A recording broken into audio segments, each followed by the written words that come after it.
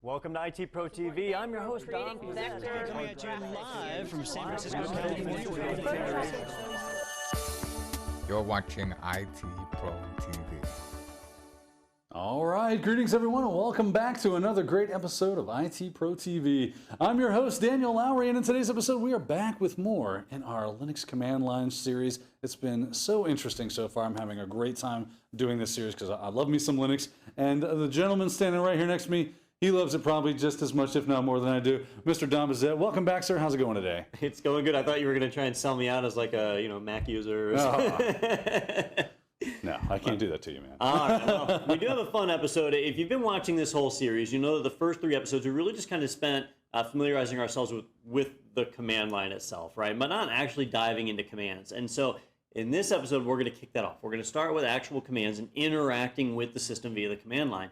And I thought the best place to start would be navigating the file system. That a lot of the commands we run are going to be very dependent on which folder on the hard drive we happen to be in or which location inside of a directory.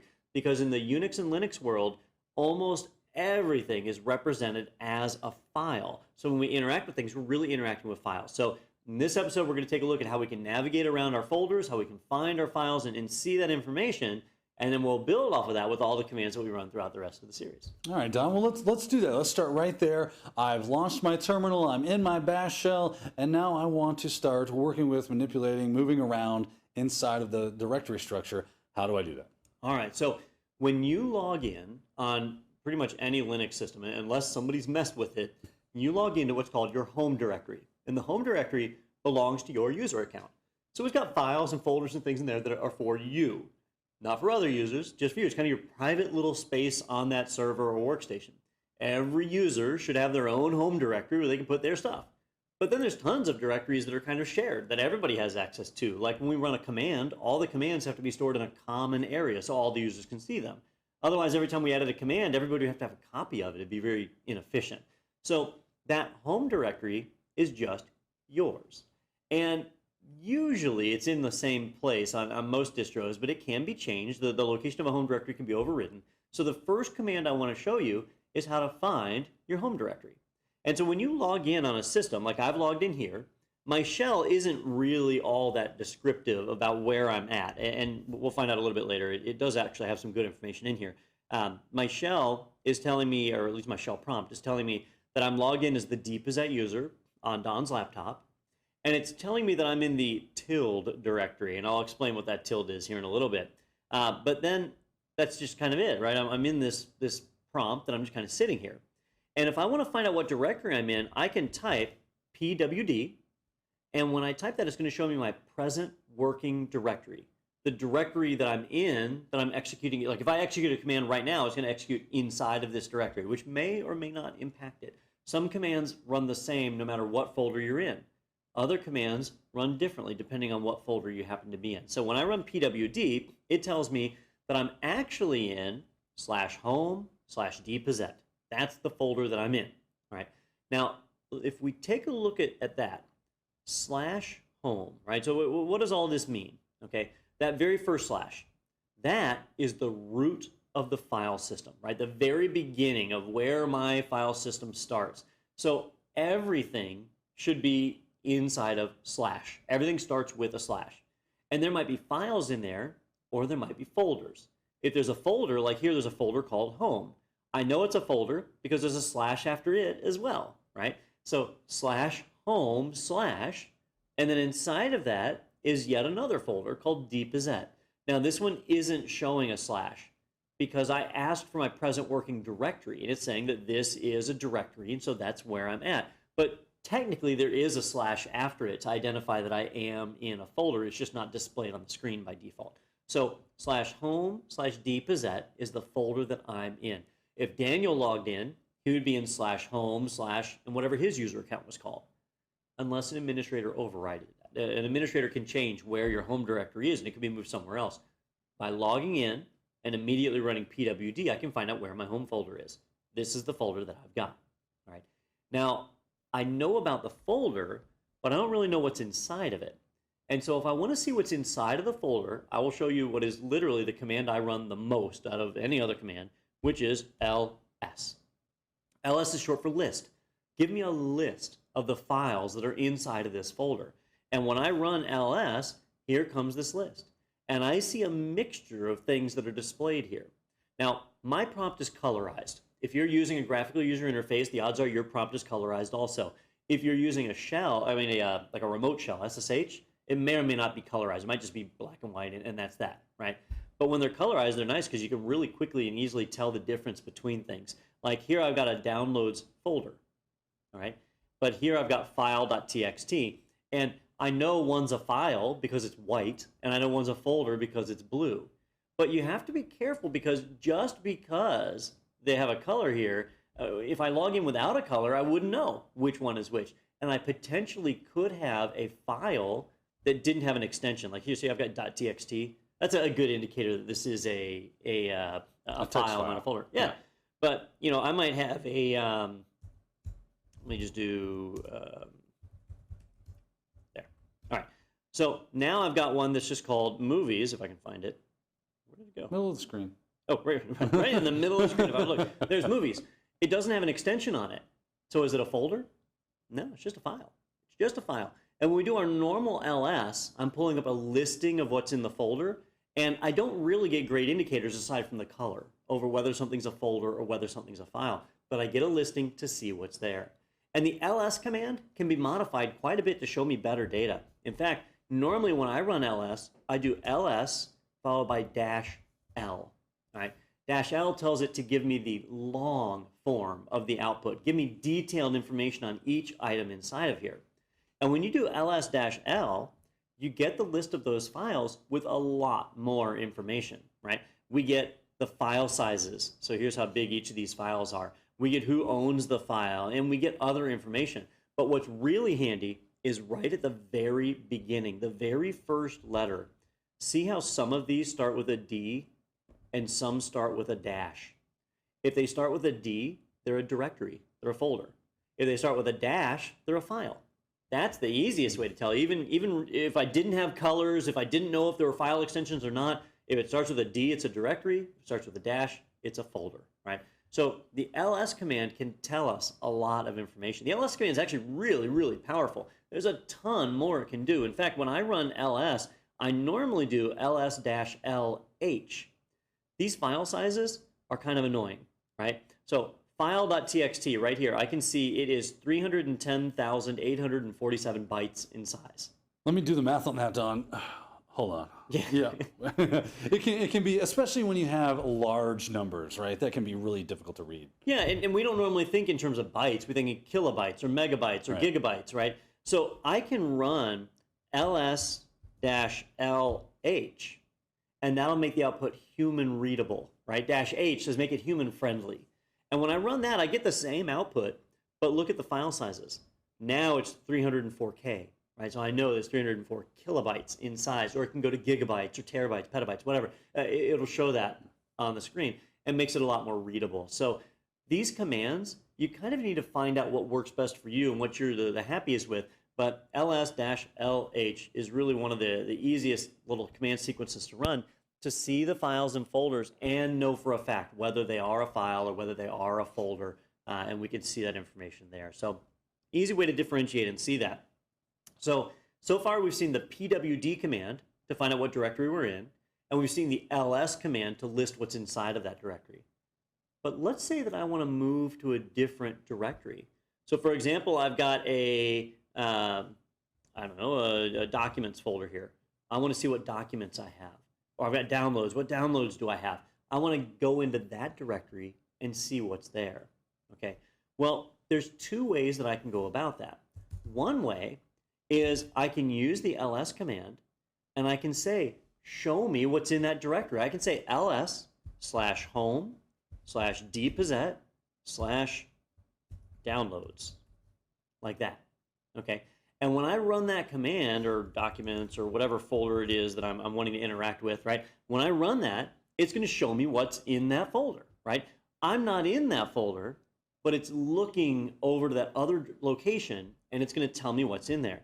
And so when I run that, I can see where I've got a couple of little files here, for different things, instructions on how to do stuff. I can see what's in there, and there's that information, right? Now, the ls command, when you run it, by default, it runs in the directory you're in, your present working directory, your PWD.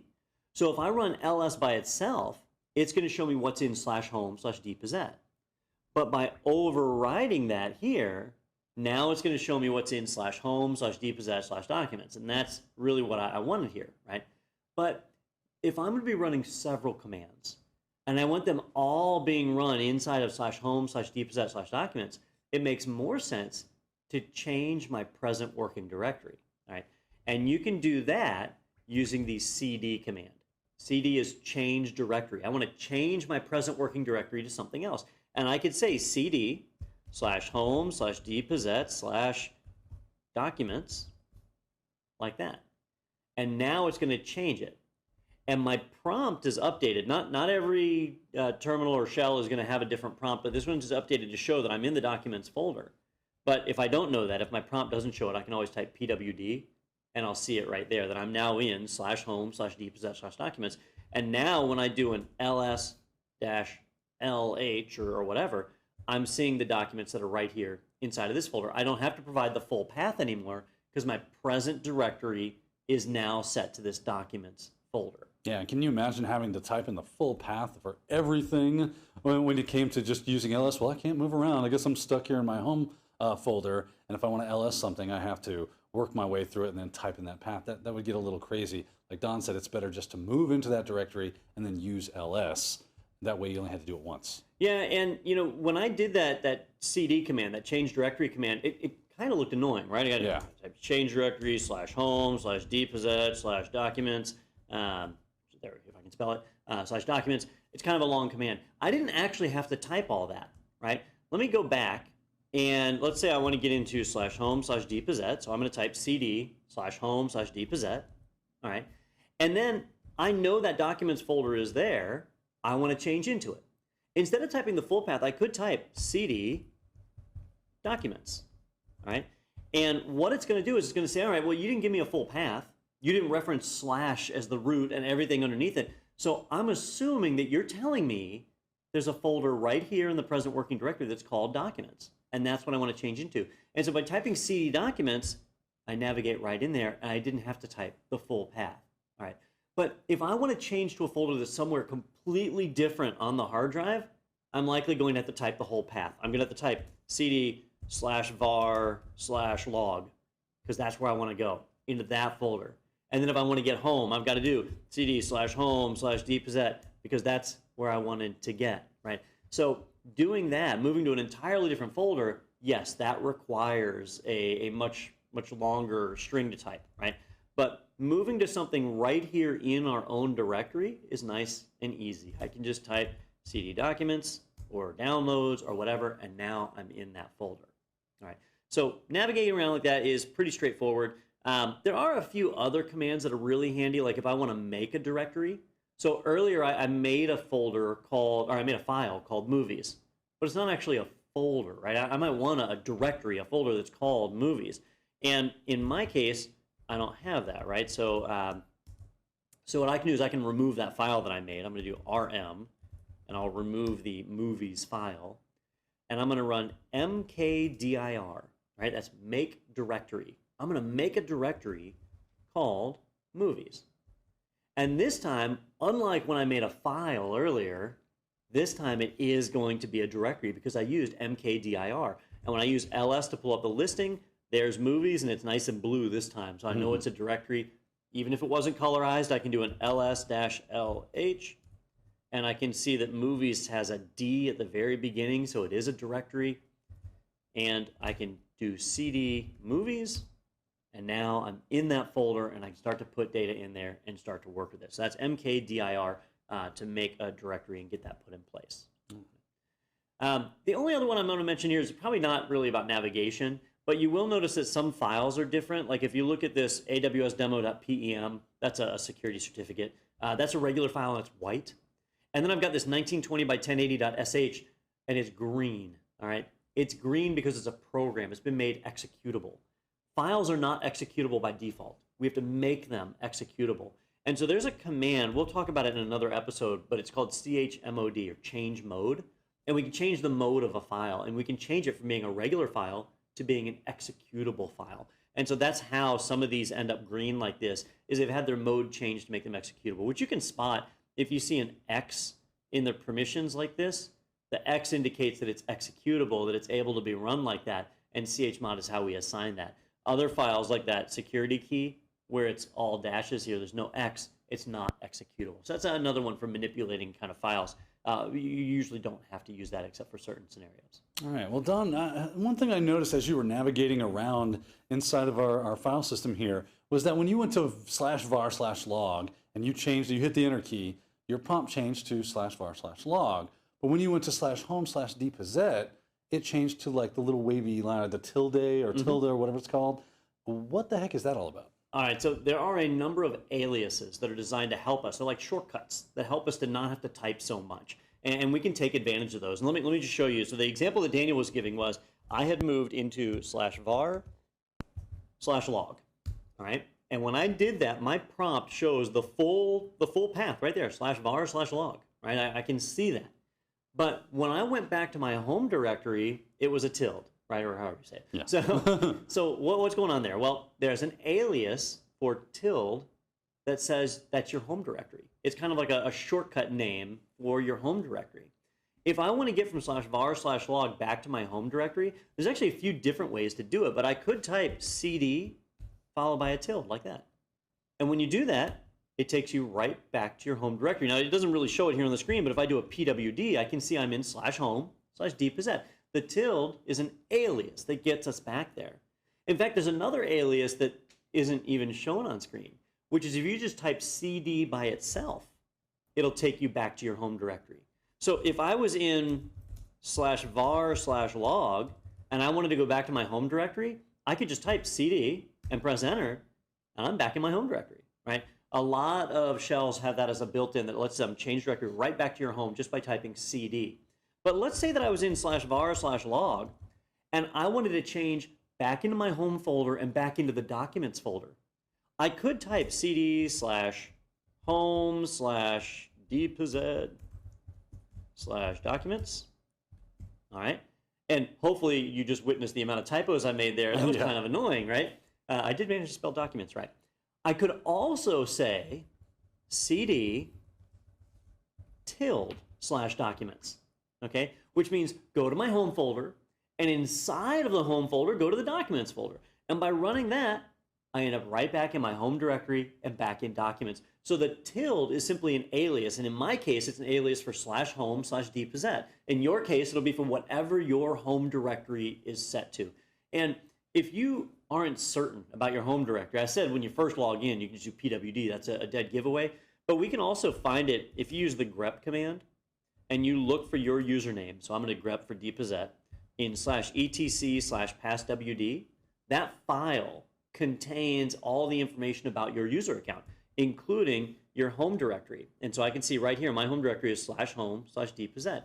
If it had been moved somewhere else, then it would show up here as being somewhere else. And in our shell episode, we saw this file because it also shows our default shell as well. All right, so we can find that information right there. But the tilde is an alias that sends us back home. And the tilde is actually an alias for whatever's right here in passwd. Now, that's not the only alias. There's some other ones. So, for example, I'm in the documents folder, okay? I want to move back to my home folder. Okay, well, I know I can type cd, or I can type cd tilde, and either one will take me back to my home folder, okay? But what if I was in /var/log, and in here, or maybe even deeper, right? Maybe I'm in the libvirt log, which I don't have permission to be in. Who's somebody that I would have permission? Tuned. There we go. So I'm in /var/log/tuned, right? So this is the folder that I'm in. Maybe I want to get back to /log, okay? Well, I could type cd/var/log, and that would get me there. But I can't type cd tilde, that'll take me home, right? Yeah. That doesn't work. I want to get into /var/log. Well, there's an alias that refers to the folder you're in, which in my case would be tuned, or the parent folder above me. And there's an alias that's called .. And the dot dot alias points to the parent folder. There's another alias that's just a single dot that points to the folder that you're in. Now these aliases are hidden, and you don't normally see them. If I do an ls-lh like this, I see all the files in here, and I see their information. I'm going to add an A to that. A says, show me all files, including hidden files. Right? I want to see the hidden stuff. And when I run that, there's the tuned.log, but look at these two other values that just showed up, dot and dot dot. Right? The single dot points to this directory right here that I'm in right now, and the dot dot points to the parent, right? The parent folder. And those are handy. Now, we'll use the dot when we start talking about executing scripts later on. But for right now, the one that I care about is the double dot, because the double dot points to the parent. And so if I want to go from /var/log/tuned to /var/log, I can type cd space dot dot. And that moves me into /var/log, right? So I can quickly and easily move up one folder. Well, what if I want to do multiple folders, Don? You can do multiple folders. This is where you get the diminishing cost of returns or whatever. Yeah. So if I want to get into /var, I could type cd dot dot slash dot dot. That means go to the parent of this folder and then go to its parent. And I mean, you could do it over and over and over again, parent, parent, parent, until you get all the way back to the root if you want. But if I just do dot dot slash dot dot, that means go to tuned's parent, which is log, and then go to log's parent, which is var, and I end up in /var. Right? Now, the reality is, if I were actually in there, so if I was in /var/log/tuned like that, cd dot dot slash dot dot, that's 5 characters. I could have just typed cd/var. That's only 4 characters. I had to move my fingers more on the keyboard. The letters are further apart, but not so much. It just depends on how great of a typist you are, right? Yeah, it really is. And these are all about convenience, right? Because the Linux kernel itself doesn't use these. These are just for humans. It's for us, right? It's simple aliases for us interacting with the system, but they are there, and you're welcome to take advantage of them. But they do create a kind of an interesting thing.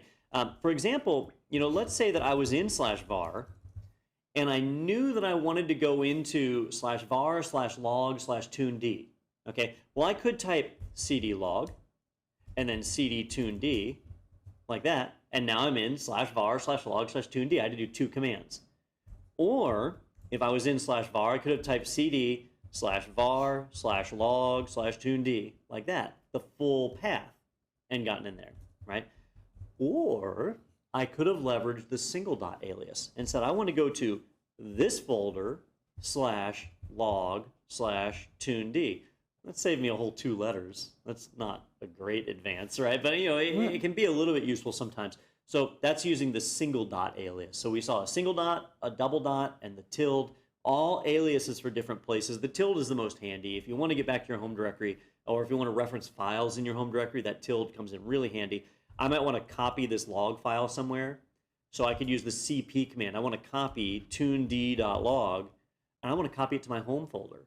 So I can say I want to cp tuned.log to /, and I could stop right there and just copy it to my home folder, or I could even give it a name like tuned.log.back or something, and now it's going to copy it, and I'll have a copy of that right there in my home directory, and I didn't have to type the full path. That's where these aliases really come in handy.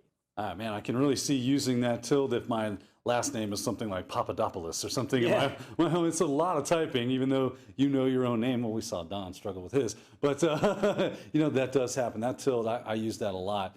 Now, another thing that I haven't seen you do it yet, we can list out just the properties of a single file. And a lot of times, especially when you're working with logs or things that have repetitive nature as far as file naming goes, it can be difficult because now I've got to weed through a bunch of stuff. Is there any way we can make that a little easier? Yeah, absolutely. So let's say for example that I want to format a system, and so I know I need to use the mkfs command.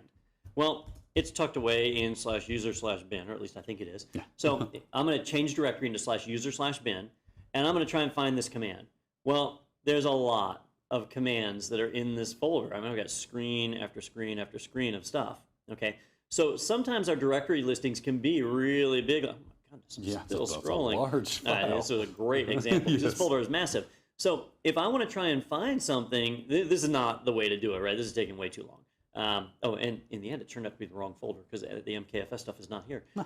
So anyhow, well, let's say I'm trying to find Espin or Etsy. yeah, it must be in the other one. So Yeah. I can switch into that one. And so there I'm using my dot alias to move up into /user and then cd into sbin and getting here. This is also a big one. There's a lot of stuff in here, including the commands that I was talking about, all the MKFS commands, right?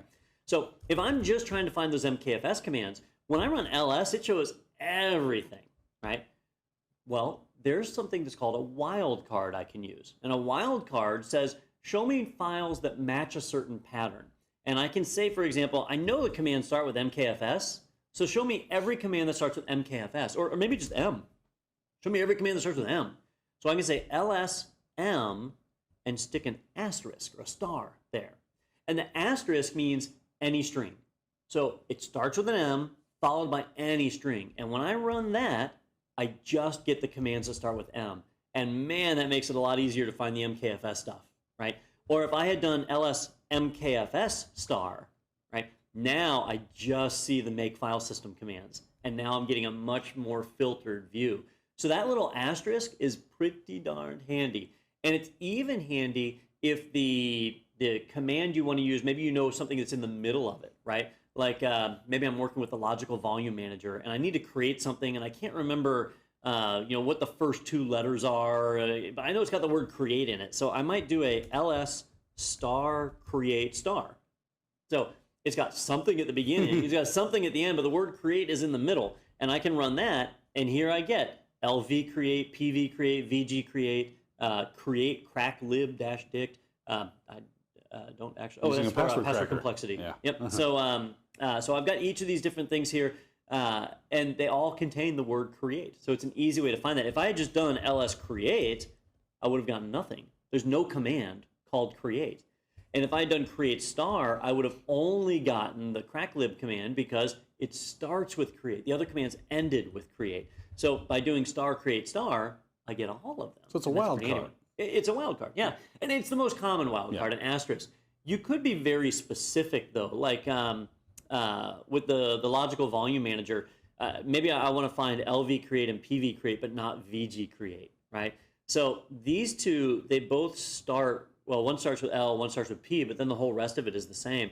Instead of an asterisk, I could do a question mark. And a question mark means any one character, right? Not any number of characters, just one. So I could have any letter followed by V create. And when I run that, I get LV create and PV create, and that's it. I don't get VG create or whatever, because I'm just saying one single letter. And that's handy if there's like commands that have a number in it. And so there might be a few different variations, and so you can hunt those and find them down like that. It can be useful sometimes, but far less useful than just doing an asterisk, right? Because I could have done the same thing with an asterisk and found those same commands, but I might have also found something like, RMV create or something, something that had more than one letter in there. So the question mark is very similar, but asterisk will get any number of characters. So Don, I've noticed that as you've been perusing through the file system here on your lovely Linux machine, that you didn't seem to have to do a lot of hunting and fishing for where do I want to go again. You seem to almost intuitively know where you wanted to go. There's a good reason for that, right? That's right. So in the Linux world, we have what's called the FHS, so the File System Hierarchy Standard. And almost every distro follows the File System Hierarchy Standard. So I can sit down on a Debian system, on an Ubuntu system, on a Fedora or Red Hat, CentOS, and have a pretty good idea where my files are going to be. Now, I was wrong once, right? Yeah. But I knew exactly where to go after I was wrong. So that's the file hierarchy system. That's how I knew where to go. And the more you work with Linux, the more you'll get familiarized with that. But just as a quick overview, and I'll put this in the show notes as well so you guys will have it, but as a quick overview, when you look at your root folder, so I'm just going to type cd/, that takes me to the root of my file system, the very beginning. If I do an ls and take a look at what's in there, I'm going to see some folders. And these folders each have names that are specific to what's contained inside of them. And I have a pretty good idea of where something is going to be because these names are consistent. So I'm running Red Hat Enterprise Linux. You might be running Debian. And if you're doing the same thing as me, you probably see the same folders. Maybe some little variations, but mostly the same. So for example, bin and sbin that's for binaries and shared binaries, right? If you look inside of the user folder, or USR, that's for binaries that have been installed by us as part of the system. And so you'll have /user/bin and /user/sbin. And those are available well. Your executables are normally going to be in one of those 4 folders. So when I'm looking for a program, I know it's going to be in one of those 4. And in the Red Hat world, sbin and bin are actually linked to /user/bin and /user/sbin. So that really narrows it down to 2 folders for me. I know programs are going to be in one of those 2 folders. That's why I didn't have to hunt for that program. Any services that generate files like log files, those will normally go into var, V-A-R, which is for various. It's for our various files that get stored. And so I know that when I'm looking for logs, /var/log is where to go. Or your print spooler would be /var/spool. Your website would store its web files in /var/www. Yep. So you kind of know those places. You learn them because it's a standard. It's pretty common. Some of the other ones, you've got /proc, which is where a lot of the information about your system is short for processes. A lot of the system statistics will come out of there. /etc, that's where the majority of your system configuration is stored. The config files that dictate how Linux is running are stored in /etc. /opt are optional binaries, binaries that were not a part of the distro you installed, but were a part of third-party software that you added afterwards. Some systems don't use /opt. Instead, they use /local, which is confusing, but it does happen. You know, not everybody follows the file system hierarchy, but if they do, you'll have /opt, and that's where that will be. You know, a couple others that are important. Let's see, /home, right, where our home directories are. That's a pretty handy one. And /dev, that's where all of our hardware gets detected and mapped. I made the comment earlier that in the Linux world, almost everything is referenced as a file, including all your hardware. If I go into the dev folder and I take a look, I'll see these little names that are all mapping to different hardware on my system. Like my hard drive is an NVMe drive, and so there it is right there. That's my hard drive. Or I've got a second hard drive in here. It should show as SDA. Yep, there it is. There's my SDA hard drive. Now, how did I know SDA was my hard drive? Because I memorized that, right? Some of the stuff we have to memorize is not intuitive. Some of it is intuitive, though. Like if you see /CD-ROM, it's a pretty good idea that that's probably your CD-ROM. Most of mine, well, CPU, I have a pretty good guess what that is, right? So each of these are represented, though. And if you learn this, if you get used to this file system, the File System Hierarchy Standard, FHS, then you'll be able to jump from Linux box to Linux box and even to Unix boxes. You can jump over to BSD, and a lot of this will be the same. Not everything, but a lot of it will be the same. That certainly makes life easier on us. Well, Don, this has been a great look at the Linux file system, all the ways in which we can move around it, because that can definitely be very helpful. Even create directories to add to the file system if we need to. Now I can create that -loser and put your home directory there. That'll be a lot of fun for me. And also just some of the basic understanding. This is the typical template that you'll see as far as a file system goes inside of most Linux distributions. Don, thanks so much. And as always, do you have any parting words of wisdom for us? You know, just get in there and browse around. You'll get used to this pretty quick. Navigating the file system is something you do every day. So these are commands that get committed to memory really quick, and that'll be that. There's aliases and other things you can do to make your job a little easier. A lot of these commands have advanced functions you can do to really kind of crank out some productivity. But just for the basics, ls, cd, couple of aliases, that'll be enough to get you by in the beginning. And these are commands that you'll learn for life, ones that you'll use all the way until you stop using computers. They're that frequently used. All right. Well, Don, thanks again for dropping by. We do thank our audience for watching, but I'm looking at the clock and it is well past time for us to quit. So thanks again for watching. We're going to go ahead and sign off for IT Pro TV. I've been your host, Daniel Lowry. And I'm Don Pizzette. And we'll see you next time.